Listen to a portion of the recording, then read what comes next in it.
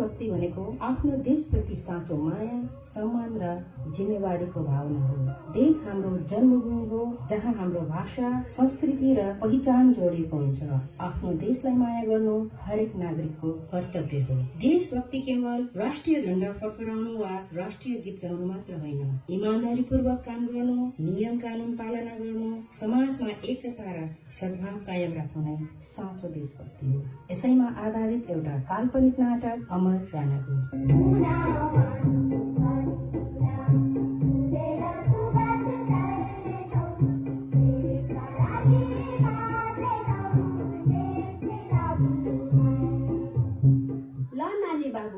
आजको पाठ हाम्रो देशको बारेमा थियो। सबैजनाले बुझ्नुभयो नि?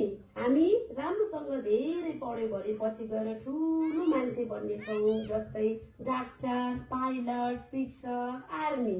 म्याम, मलाई आर्मी बन्नको लागि कति पढ्न पर्छ? आर्मी बन्नको लागि त धेरै पढ्न पर्छ नि बाबु।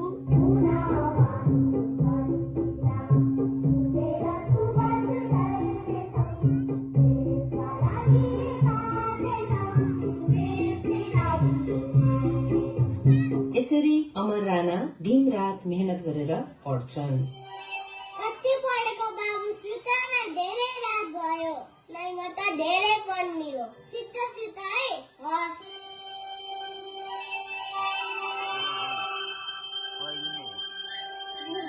यस वर्षको एसईई परीक्षामा नेपाल प्रथम हुनुभएको छ अमर राणा। रक्षा गर्छु। स्याबास, तपाईको लक्ष्य पूरा होस्। आर्मी बन्नको लागि तपाईलाई धेरै शुभकामना। ल, खबर कस्तो रहेछ हेरौँ त। बाबा, आमा, म फर्स्ट भए। स्याबास मेरो छोरा। अब मेरो छोरा डाक्टर बन्छ है। नै म त आर्मी बन्ने हो। डाक्टर बन्न पर्छ। नै म त आर्मी बन्ने हो। यो छोराले कति आर्मी भनिरहेछ र। म देऊ न त भित्र। 5 वर्षपछि आफ्नो परिवारबाट बिदा भई अमर राणा पल्टन जान्छन्।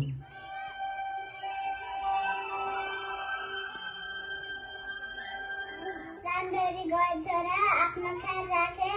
पुगेपछि आमालाई फोन गरे। आमा कति रुनु भएको, नरुनु न, म छुट्टै आउँछु।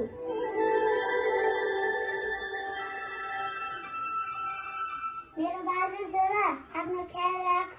मेरो आशीर्वाद छ। बहिनी राम्रोसित पढ है। हस् दाइ, म गए है आमा। नरो, मेरो छोरा छिट्टै फर्केर आउँछन्।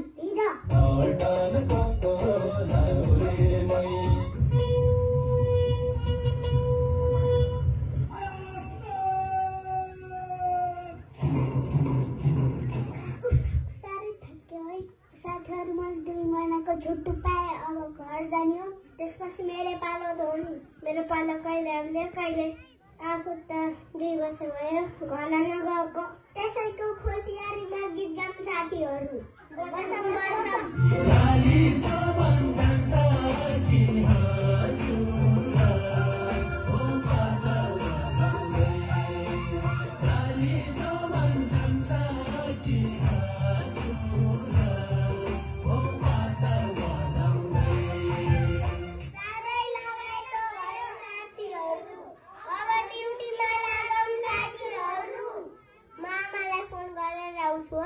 मेरो काम कहिले नसिकिने भयो।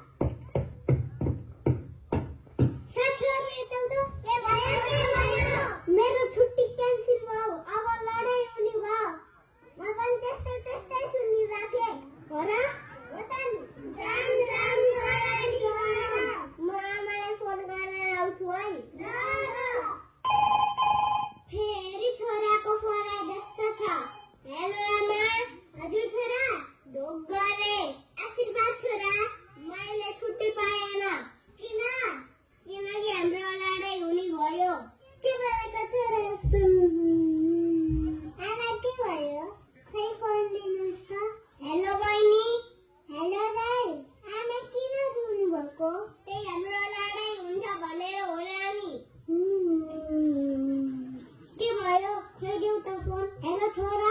हेलो बाबा। ढोक गरे। आशीर्वाद छोरा। आमा बहिनी किन रुनु भएको? त्यही हाम्रो लडाई हुन्छ भनेर होला नि। ठिक छ छोरा, लडाई जितेर आउनु मेरो आशीर्वाद छ छोरा। म दसैँमा आउँछु, आमा र बहिनीले भनिदिनु है। हस्। नरौ मेरो छोरा, छिट्टै फर्केर आउँछ नि त।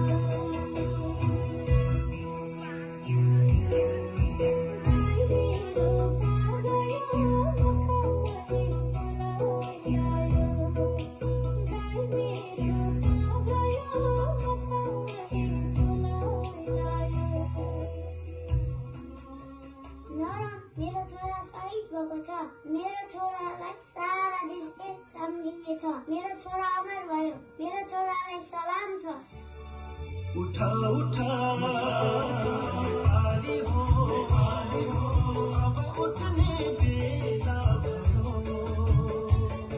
जुटा जुटा आली हो अब जुटने बेला भयो। हाम्रा वीर शहीदहरूले आफ्नो देशको स्वतन्त्रता र स्वाभिमानका लागि आफ्नो जीवन बलिदान दिएका छन्। उनीहरूको त्यागको कारण आज हामी स्वतन्त्र रूपमा बाँच्न पाएका छौँ। त्यसैले हामीले पनि देशको उन्नति र समृद्धिका लागि योगदान दिनुपर्छ। देशभक्ति हृदयबाट सुरु हुन्छ र कर्ममा देखिनुपर्छ। आफ्नो ठाउँबाट सानो प्रयास गरे पनि देशका लागि योगदान हुन सक्छ। देशप्रति प्रेम नै साँचो शक्ति हो। जय देश, जय नेपाल।